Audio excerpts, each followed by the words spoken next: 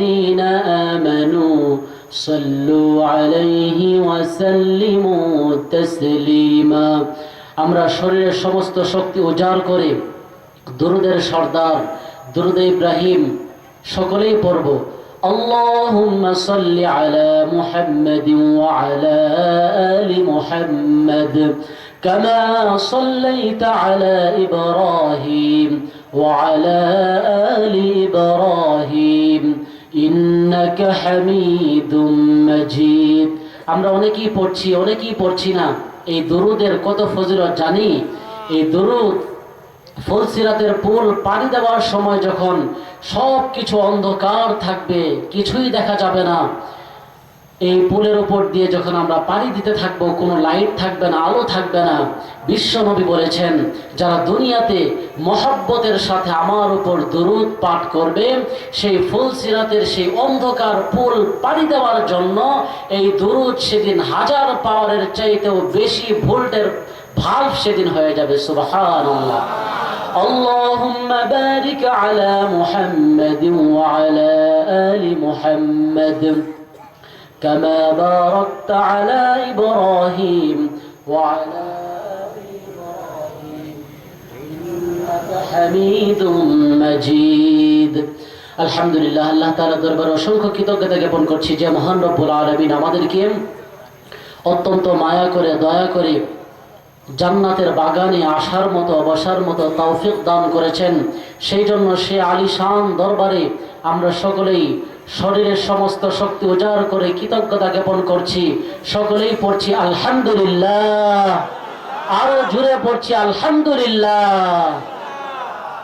দুপুরিয়া চৌরাস্তা মাদ্রাসাতুর রহমান হাফিজিয়া ও নুরানি মাদ্রাসা এবং যুব সমাজের উদ্যোগে হাফেজ ছাত্রদের পাগড়ি প্রদান উপলক্ষে ষষ্ঠ বার্ষিকী ইসলামী মহাসম্মেলনের সুযোগ্য অভিজ্ঞ বিচক্ষণ সভাপতি আলহাজ মোহাম্মদ ওবায়দুল ইসলাম প্রধান অতিথি জনাব মোহাম্মদ মাহমুদুল হক রুবেল সাহেব বিশেষ প্রিয় অতিথি আলহাজ মোহাম্মদ নুরুজ্জামান বাদল সাহেব সহ আমন্ত্রিত উপস্থিত এবং আমার সামনে বিভিন্ন অঞ্চল থেকে ছুটে আসা ইসলাম প্রিয় কোরআন প্রিয় তাওহীদ প্রিয় দিন প্রিয় জনতা সকলকে আমি শ্রেণী মোতাবেক আবারও সালাম দিচ্ছি আসসালামু আলাইকুম ওয়া রাহমাতুল্লাহি ওয়া বারাকাতুহু আপনারা সকলেই কেমন আছেন সবাই কি ভালো আছেন আমিও আলহামদুলিল্লাহ আপনাদের দোয়ার বদলতে ভালো আছি কিন্তু আরেকটু ভালো থাকতে চাই আপনারা কি আমাকে সহযোগিতা করতে রাজি আছেন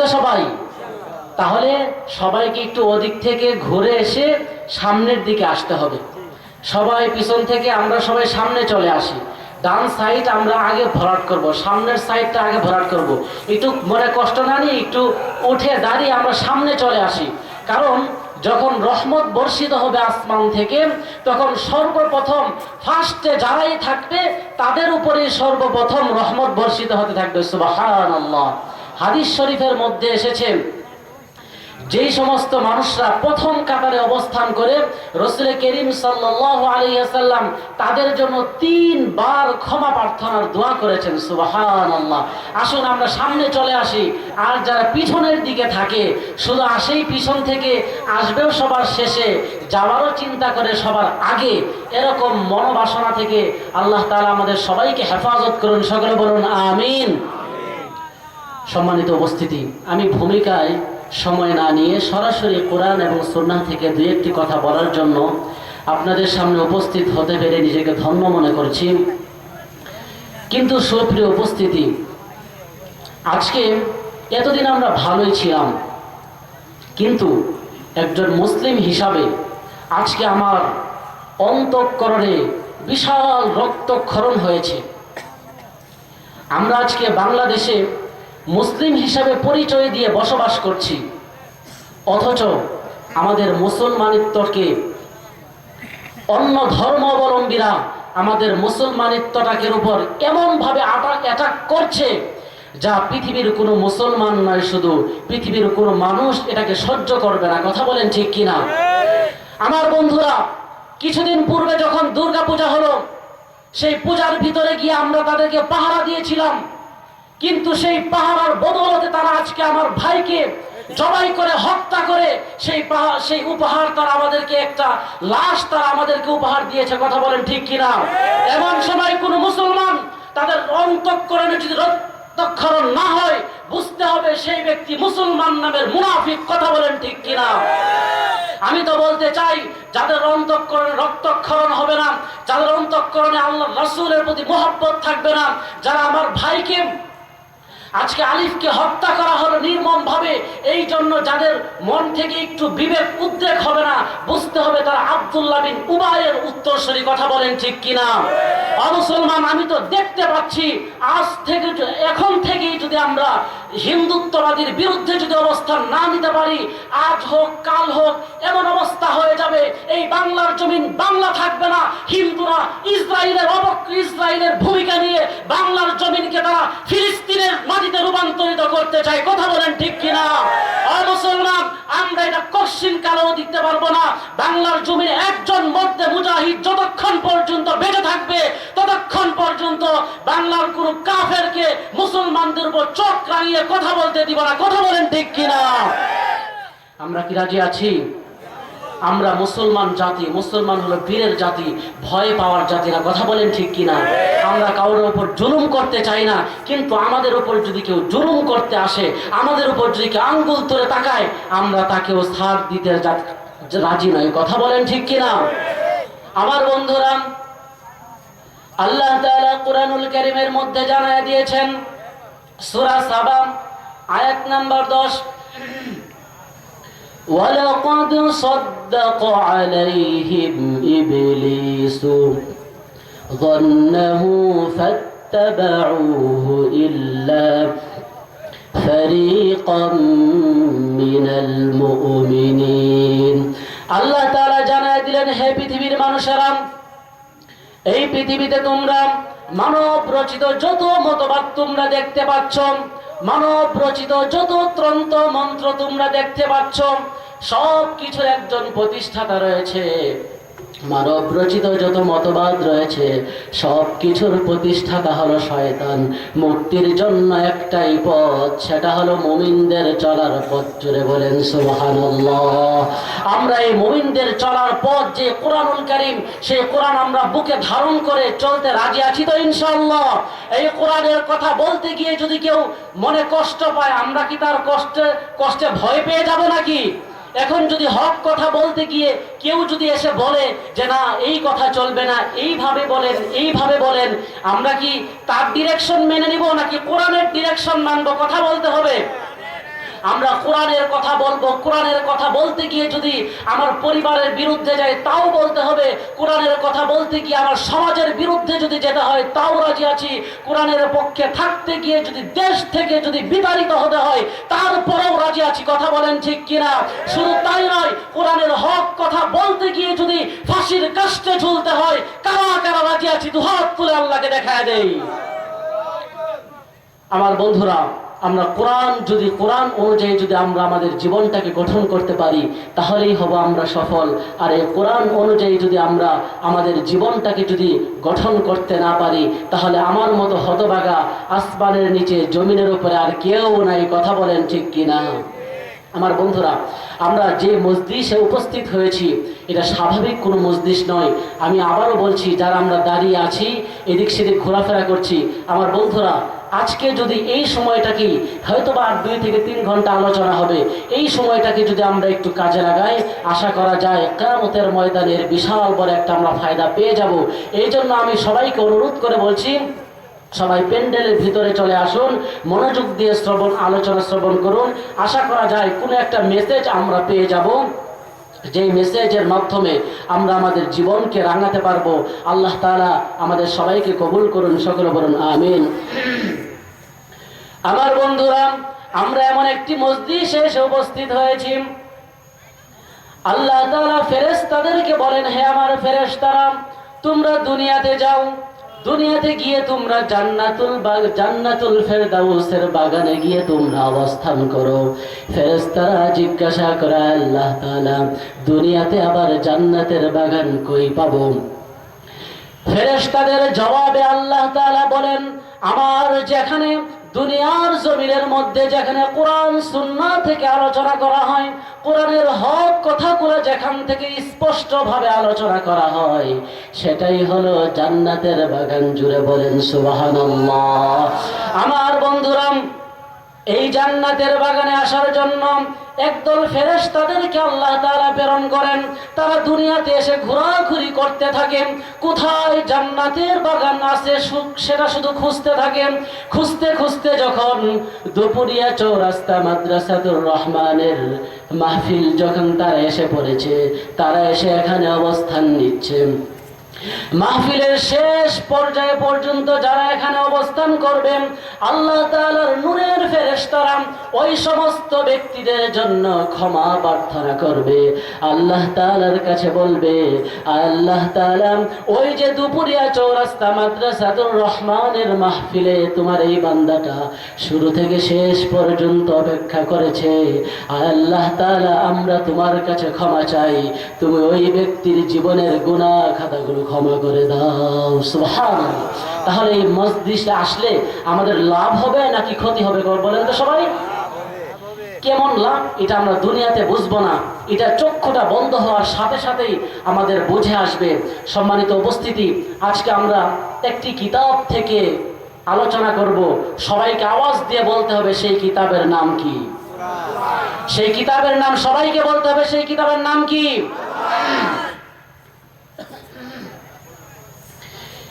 আমার বন্ধুরা, আল্লাহ তাআলা জানায়া দিলেন, পৃথিবীর মানুষেরা, আমি এই বিশ্ববাসীর জন্য কোরআনকে তোমাদের জন্য দিয়ে দিয়েছি।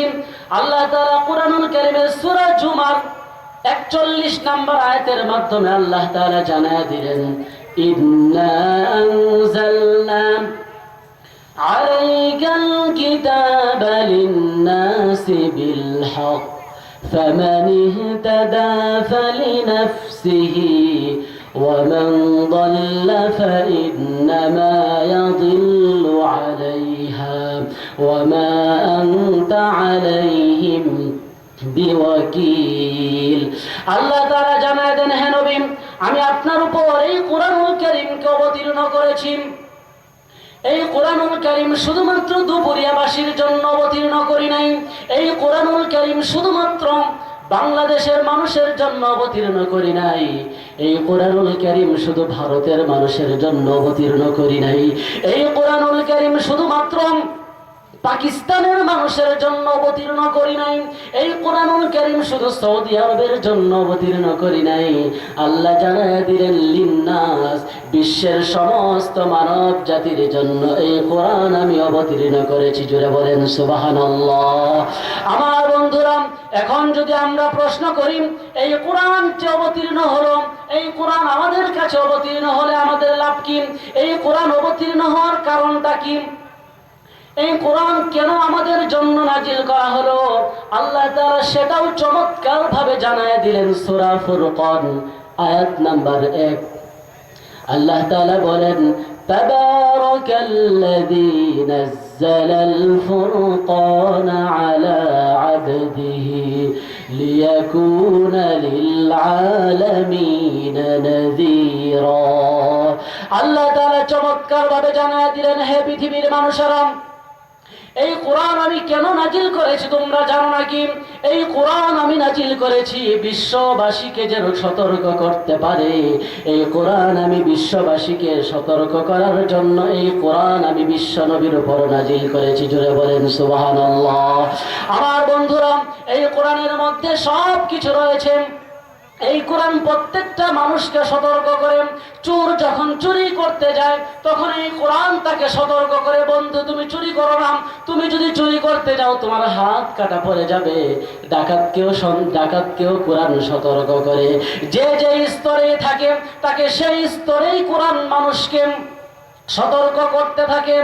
যারা দিনের ভোট, যারা রাতের বেলা তাহাজ্জুদের সময় যারা চুরি করে ভোট গ্রহণ করে তাদেরকেও এই কোরআন সতর্ক করেছিল। যদি তারা এই কোরআনের সতর্ক যদি তারা মেনে নিত, তাহলে আজকে তাদের দেশ ছেড়ে পালানোর কোনো প্রয়োজন ছিল না। কথা বলেন ঠিক কিনা? আজকে যদি তারা কোরআনের সতর্ককারী যদি তারা মানত, তাহলে বাংলার জমিনেই তারা থাকতে পারত। ইউরোপ আমেরিকায় তাদের চুরি করে বাড়ি বানানোর কোনো প্রয়োজন হতো না। কথা বলেন ঠিক কিনা? তারা এই কোরআনের সতর্কবাণী না মানার কারণে নিজের দেশে পর্যন্ত তাদের জায়গা হয় নাই। কথা বলেন ঠিক কিনা? মুসলমান, এখনো যদি কোনো ব্যক্তি এই কোরআনের সতর্ক যদি কেউ মেনে না নেয়, নিজের মন চাহি জিন্দেগি যদি নিজেরাই পালন করতে থাকে, এই কোরআন তাকেও দুনিয়া ছাড়া করবে। কোরআন কাউকে কার্পণ্য করবে না। কথা বলেন ঠিক কিনা? আমার বন্ধুরা, এই কোরআন কাউকে ছাড় দিয়ে কথা বলে না।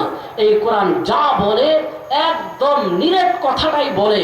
এই কোরআনের সতর্ককারী কোরআন যদি সবাই যদি মেনে নিত, তাহলে যে সমাজ আমরা পেতাম সেই সমাজ আমরা এখন কল্পনাও করতে পারছি না। কথা বলেন ঠিক কিনা? আমার বন্ধুরা, আমাদেরকে এই কোরআনের সতর্ককারী মানতে হবে। কোরআনকে আমাদের সব জায়গায় সতর্ককারী মেনে নিতে হবে। আমার বন্ধুরা, আমরা যদি এই কোরআনের সতর্ককারী হিসাবে মেনে নিতে পারতাম, তাহলে 2006 সালে 28 অক্টোবর লগি বৈঠারূপ নাম করে মানুষকে নির্মমভাবে পিটিয়ে হত্যা করা হতো না। কথা বলেন ঠিক কিনা? এই কোরআনের সতর্ককারী যদি আমরা মেনে নিতাম, তাহলে 2013 সালের 5 মে উলামায়ে কেরামের উপর নির্মম হত্যাযজ্ঞ চালানোর সাহস পাত না। কথা বলেন ঠিক কিনা? এই কোরআনের সতর্ককারী যদি আমরা মেনে নিতে পারতাম, কোরআনের বিধান যদি আমরা মেনে নিতে পারতাম, 2024 সালে এসে ফ্যাসিস্ট সরকার স্বৈরাচারী শেখ হাসিনা ছাত্রদের বুকের উপর বুলেট চালানোর সাহস পাত না। কথা বলেন ঠিক কিনা? মুসলমান, কথা বলেন ঠিক কিনা? আজকে যদি কোরআনকে যদি আমরা বুকে ধারণ করে, কোরআন যদি পারিবারিক জীবন, সামাজিক জীবন, রাষ্ট্রীয় জীবনে যদি মেনে নিতে পারতাম, স্বৈরাচারী শেখ হাসিনা বাংলার জমিন থেকে পালানোর কোনো জায়গা পাইত না। কথা বলেন ঠিক কিনা? তাকে এই বাংলার জমিনে তাকে এক হত্যার বিনিময়ে তাকে কয়বার হত্যা করা যাবে? কথা বলেন ঠিক কিনা? তারপরও আমরা তার বিচার বাংলার জমিনে কায়েম করতেই পারতাম। কথা বলেন ঠিক কিনা? কিন্তু সময় আসবে, এক সময় দিয়ে শেষ হবে না। সময় আসবে, মুসলমানদেরকে অপেক্ষা করতে হবে। জালিমদের কোনো সহযোগিতা পৃথিবীতেও নেই, কিয়ামতেও থাকবে না। কথা বলেন ঠিক কিনা? কিন্তু মুসলমান, আমাদেরকে সতর্ক থাকতে হবে। আমাদেরকে আবেগে আপ্লুত হওয়া যাবে না। যখন ক্ষমতাটা, এটা হলো একটা গাড়ির চাকার মতো। গাড়ির চাকা যখন উপরে থাকে, যে অংশটা উপরে থাকে, সেই অংশ যদি মনে করে আচ্ছা বোঝাটা একটু বাড়ায় দেন, কারণ আমার উপর তো লাগতেছে না, লাগতেছে হলো নিচে যে আছে তার উপর পড়তেছে বোঝাটা, তাই না?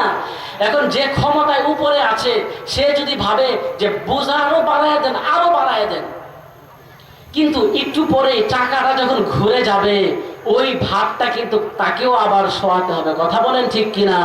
সুতরাং এই জন্য সবাইকে বলবো যে সতর্কতার সাথে রাস্তা মাপতে হবে। এমন ওজন অন্যের উপর চাপিয়ে দেওয়া যাবে না যেই ওজন যদি আমার উপরে আসে আমি যেন সেটাকে গ্রহণ করতে পারি, আমি যেন সেই চাপ সহ্য করার মতো ক্ষমতা যেন আমার ভিতরে থাকে, এমন ভাবে আমাদের জীবন পরিচালনা করতে হবে। কথা বলেন ঠিক কিনা? কিন্তু আমরা যদি কোরআনের রাজ কায়েম যদি করতে পারি, কোরআনের হুকুম আহকাম যদি আমাদের পৃথিবীতে বিশ্বে যদি ছড়িয়ে দিতে পারি, কারো উপর কেউ জুলুম করার সাহস পাবে না। কথা বলেন ঠিক কিনা? আমার বন্ধুরা, আমাদেরকে কোরআনের শাসন মেনে নিতে হবে। কোরআন আমাদেরকে বুঝতে হবে।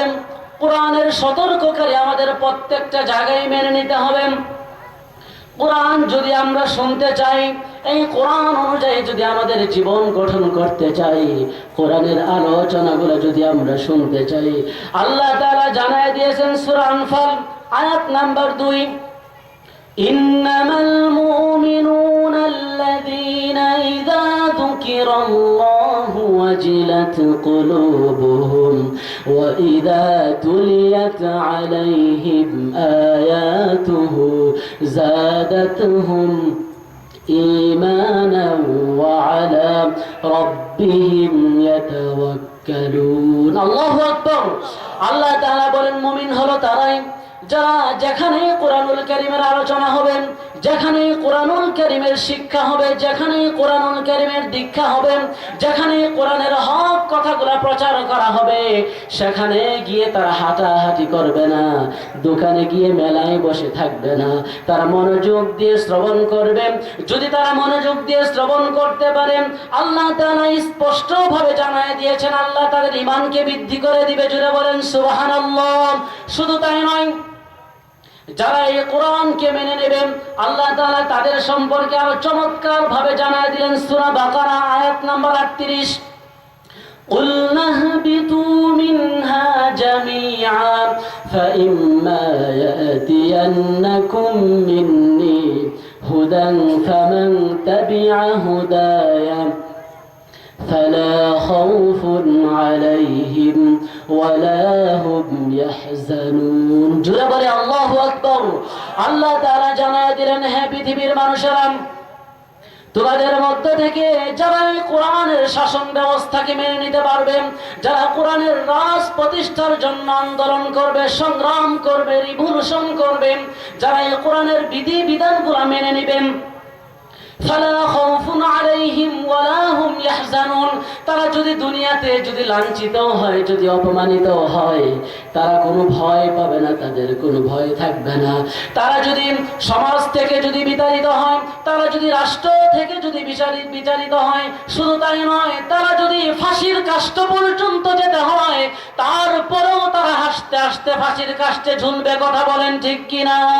আল্লাহ তাআলা তাদের সম্পর্কে বললেন, ফালা খাউফুন আলাইহিম ওয়ালা হুম ইয়াহজানুন। হে আমার প্রিয় বান্দারা, দুনিয়াতে তোমরা যেভাবে জীবন পরিচালনা কেন না কেন, দুনিয়া এবং আখিরাতে তোমাদের কোনো ভয় তো থাকবে না, দূরের কথা তোমরা টেনশনগ্রস্ত হবে না। জুড়ে বলেন সুবহানাল্লাহ। আপনি কি ঘুমিয়ে পড়তেছেন? ঘুমানো যাবে না বন্ধু, এখন তো আমাদের ঘুমানোর সময় নয়, এখন তো আমাদের বাংলাটাকে চমৎকার করে সাজানোর একটা সময় চলে এসেছে। এই সময়টা যদি আমরা হেলায় খেলায় কাটিয়ে দেই, এই সময়টা যদি আমরা ঘুমের মধ্যে কাটিয়ে দেই, তাহলে অন্য সময়ের চাইতেও গভীর ষড়যন্ত্রের শিকার হয়ে আমার এই বাংলার জমিনটাকে আবার ভারতের দাদাবাবুরা দখল করে নেওয়ার কোনো কিছুইতেই তারা কমতি করবে না। এখন আমাদেরকে আরো বেশি সোচ্চার হতে হবে। কথা আছে একটা, স্বাধীনতা অর্জনের চাইতে স্বাধীনতা রক্ষা করা বেশি কঠিন। সুতরাং আগে আমরা যেমনই ছিলাম, কিন্তু এখন আমাদের প্রত্যেকের সেক্টর থেকে আমাদের সোচ্চার থাকতে হবে, আমাদেরকে অগ্রণী ভূমিকা পালন করতে হবে। রাজি আছি তো ইনশাআল্লাহ? আমরা কি ঘুমাবো নাকি জেগে থাকবো? আল্লাহ তাআলা আমাদের সবাইকে কবুল করুন, সকলে বলুন আমিন। আমার বন্ধুরা, আমি শুধু কোরআনের কয়েকটা আয়াত বলে আমি মূল আলোচনার দিকে যাচ্ছি। আমার বন্ধুরা, এই কোরআনের আইন যদি আমরা মেনে না নেই, তাহলে আমাদের কি অবস্থা হবে আল্লাহ তাআলা সেটাও কোরআনুল কারীমের মধ্যে জানায় দিয়েছেন। আল্লাহ তাআলা বলেন সূরা তাহা আয়াত নাম্বার 124 থেকে 127, আল্লাহ বলেন, ওয়ামান আ'রাদা আন যিকরি ফাইন্না লাহু মাঈশাতান দানকা ونحشره يوم القيامة أعمى। আমার বন্ধুরা, যাদের দুনিয়ার জমিনে কোরআন অনুযায়ী জীবন গঠন ভালো লাগবে না, যাদেরকে কোরআনের আইনগুলো শোনানো হলে তাদেরকে ভালো লাগতো না, কোরআনের আলোচনাগুলো যাদের গায়ে লাগতো, কোরআনের আলোচনা যেখানে হয় সেখান থেকে দূর দূর করে চলে যেত, নিজেরাও দূরে সরে যেত, অন্যদেরকেও দূরে সরাইয়া দিত, এমন চরিত্রবান যারা হবে আল্লাহ তাআলা তাদের সম্পর্কে বলেন, ওয়ামান আ'রাদা আন যিকরি ফাইন্না লাহু মাঈশাতান দানকা, তাদেরকে দুনিয়াতে আমি অনটনপূর্ণ জীবন দান করব। ওয়ানাহশুরুহু ইয়াওমাল কিয়ামাতি আ'মা, ওই সমস্ত ব্যক্তিদেরকে কিয়ামতের ময়দানে আমি অন্ধ অবস্থায় উঠাবো। কিয়ামতের ময়দানে তারা বলবেন, আল্লাহ তাআলা আমি তো দুনিয়াতে চক্ষুষ্মান ছিলাম, সব কিছু তো আমি নিজ চোখে দেখে করতাম। আমি তো চোখে দেখে দেখে ওলামায়ে কেরামদের উপর নির্যাতন চালিয়েছি, চোখে দেখে দেখে মানুষের উপর গুলি চালিয়েছিলাম, চোখে দেখে দেখে আমি মানুষদেরকে হত্যা করেছি। কিন্তু আজকে আমি অন্ধ হয়ে গেলাম কেন? আল্লাহ তাআলা বলবে সেদিন তো তুমি কোরআনুল কারীমের বিধান মেনে নিতে পারো নাই। কোরআনুল কারীমের বিধানগুলো তোমার চোখের সামনে ছিল, বরং তোমাকে যারা স্মরণ করিয়ে দিত তাদেরকেও তুমি ফাঁসির কাস্টে ঝোলাতে। কোরআনের বিধান তোমার ভালো লাগতো না, এই জন্য আজকে আমি তোমাকে অন্ধ অবস্থায় কিয়ামতে হাজির করব। জোরে বলেন নাউজুবিল্লাহ। শুধু তাই নয়, কোরআনের বিধান যাদের ভালো লাগবে না তাদের সম্পর্কে আল্লাহ তাআলা সূরা যুখরুফের 36 নম্বর আয়াতের মধ্যে জানায় দেন, وَمَن يَعْشُ عَن ذِكْرِ الرَّحْمَنِ نُقَيِّضْ لَهُ شَيْطَانًا فَهُوَ لَهُ قَرِينٌ। জোরে বলে আল্লাহু আকবার। আল্লাহ তাআলা বলেন, যারা এই কোরআনের শাসন মেনে নিতে পারবে না, কোরআন থেকে মুখ ফিরিয়ে নেবে, তার জন্য আমি একজন শয়তানকে নিযুক্ত করে দেই। জোরে বলেন নাউজুবিল্লাহ। ওই শয়তান তার কাঁধে ভর করে বলে, ওকে গুলি করো, ওকে ফাঁসির কাস্টে ঝুলাও, ওর নিবন্ধন বাতিল করো। কথা বলেন ঠিক কিনা? এরকম নিবন্ধন নিজেরা বাতিল করতে গিয়ে নিজেরাই দেশ থেকে উৎখাত হয়ে যায়। আমার বন্ধুরা, যারা অন্যের উপর জুলুম করবে এরকম অবস্থা পদে পদে তারা সম্মুখীন হবে। কথা বলেন ঠিক কিনা? আমার বন্ধুরা, এই কোরআনের শাসন যারা মেনে নিবে না, সে যদি সকাল 10টার সময় যদি সে তাহাজ্জুদ পড়ে, সে যদি সারা রাত যদি তাসবিহ তাহলিল নিয়ে সুবহানাল্লাহ, আলহামদুলিল্লাহ, আল্লাহু আকবার এরকম জিকির আজকার নিয়ে বসে থাকে এবং কোরআনের তেলাওয়াত দিয়ে যদি ওই ব্যক্তি যদি রাষ্ট্র পরিচালনার কাজ যদি শুরু করেন, আল্লাহ তাআলা তার সম্পর্কে কি বলে দেখেন, والذين كذبوا بآياتنا ولقاء الآخرة حبطت أعمالهم هل يجزون إلا ما كانوا يعملون। আল্লাহ তাআলা জানায় দেয়, যারা আমার আয়াতকে অস্বীকার করে আখিরাত দিবসে যে তার কৃতকর্মের ফলাফল দিয়ে দেয়া হবে, এটাকে যারা অস্বীকার করে, হাবিতত আমালুহুম, তাদের আমলকে আমি আল্লাহ তাআলা বরবাদ করে দিতে হবে না। ওই সমস্ত ব্যক্তিদের আমল এমনিতেই বাতিল হয়ে যাবে। তারা যত আমলই করুক না কেন, তাদের আমল এমনিতেই বাতিল হয়ে যাবে। জোরে বলেন নাউজুবিল্লাহ।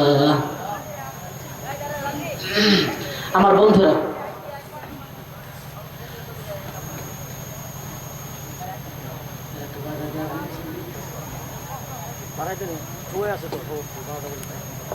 আপনার কি কষ্ট হচ্ছে? আপনার মনে হয় কষ্ট হয়ে যেতেছে না? আসলে অনেক দূর থেকে আসা হয়েছে তো, এই জন্য যদি একটু, এখন আমি মূল আলোচনায় যেতেই পারছি না, একটু আমি গুছিয়ে নিচ্ছি যাতে করে আমি আলোচনার দিকে যেতে পারি। আপনার মনে হয় কষ্ট হয়ে যেতেছে অনেক, না? আচ্ছা, আর বেশি সময় না, আর 20 মিনিট ইনশাআল্লাহ। হ্যাঁ, 20 মিনিটের ভিতরে আমি শেষ করে দেবো ইনশাআল্লাহ। তো আসুন, এদিকে আর আমি না থেকে আমি আমার মূল আলোচনার যে টপিক সেখানে চলে যাই। তো এতটুকু আলোচনার দ্বারা আমরা এটাই বুঝতে পেরেছি যে আমাদের বাংলাদেশে নয়, শুধু পুরো পৃথিবীতে আমাদের কোরআনের রাজ কায়েমের আন্দোলনে আমাদের সবাইকে শরীক হতে হবে। রাজি আছি তো ইনশাআল্লাহ? আল্লাহ তাআলা আমাদের সবাইকে জীবনের শেষ নিঃশ্বাস পর্যন্ত কোরআনের পক্ষে থেকে কাজ করার তৌফিক দান করুন। সকলে বলুন আমিন। আমার বন্ধুরা, ভূমিকায় যে সূরাটি তেলাওয়াত করেছি সেই সূরার নাম জানি আমরা সবাই। সেই সূরার নাম হলো সূরাতুল ইখলাস। সবাই বলতে হবে, সেই সূরার নাম কি? সেই সূরার নাম হলো সূরাতুল ইখলাস। এই সূরাটি কোরআনুল কারীমের সিরিয়াল অনুযায়ী 112 নাম্বার সূরা। এই সূরাটি রাসূল করিম সাল্লাল্লাহু আলাইহি ওয়াসাল্লামের মাক্কি জীবনে নাজিল হয়েছে। এই সূরাটি নাজিলের দিক থেকে 22 নাম্বার সূরা। এই সূরার মধ্যে আল্লাহ তাআলা 15টি শব্দ দিয়েছেন, 58টি হরফ আল্লাহ তাআলা এই সূরার